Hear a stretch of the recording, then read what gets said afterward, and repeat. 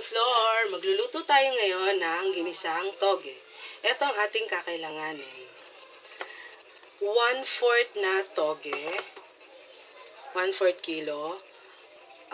Half lang ng cabbage. Half cup ng shredded na manok. Actually, binoil ko siya tapos hinimay-himay ko. And 1 cup ng chicken stock, onion and garlic and ginisa mix.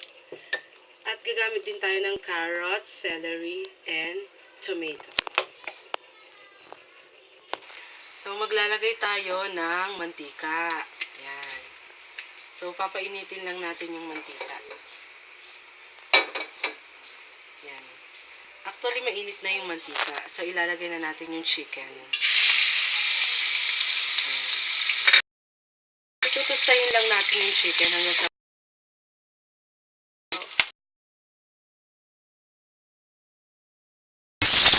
sibuyas.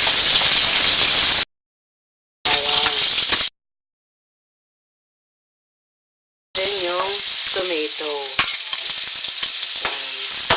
Tapos po, nakalimutan ko po kanina yung patis. Patis, salt, and pepper. So, papatakan natin siya ng 1 teaspoon ng fish sauce or patis. Yan.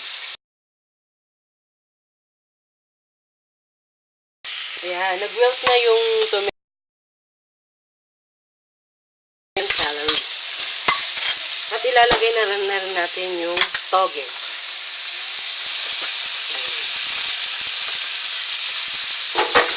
Hayaan lang po, hahalo-haluin lang po natin yan.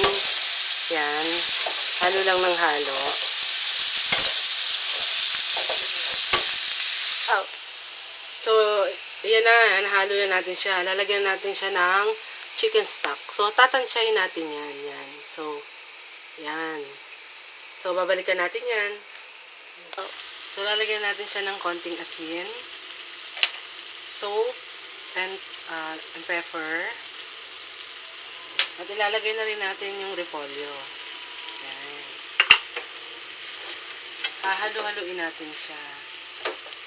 Yan. Halo lang ng halo. So, ilalagay na rin natin yung ginisa mix.